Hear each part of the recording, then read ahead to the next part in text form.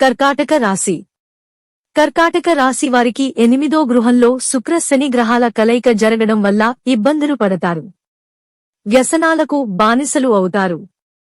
అనవసరమైన పరిచయాలు వీరిని కష్టాల్లోకి నెడతాయి. అక్రమ సంబంధాలతో మనోవేదన అనుభవించాల్సి వస్తుంది. అనుకోని ఖర్చులు పెరుగుతాయి.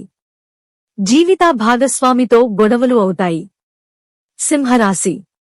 సింహరాశి వారికి 7వ స్థానంలో శుక్ర శని గ్రహాలు యుతి జరగడం వల్ల మీరు విలాసాలకు పోయి డబ్బులు ఎక్కువ ఖర్చు చేస్తారు.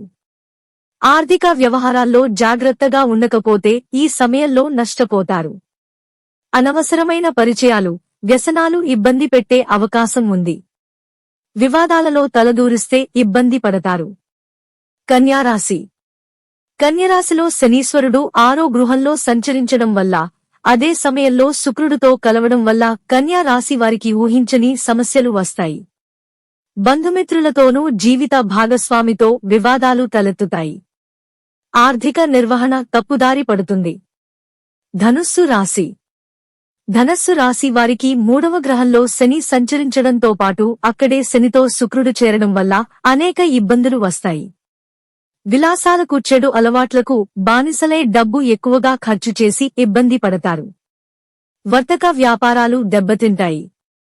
స్నేహితుల కారణంగా నష్టపోతారు. మీనరాశి. మీనరాశి వారికి వ్యయస్థానంలో శుక్ర శని గ్రహాల సంయోగం జరగడం వల్ల విపరీతమైన ఖర్చులు పెరుగుతాయి. దాంపత్య జీవితంలో సమస్యలు వస్తాయి. ఆరోగ్యం పాడవుతుంది.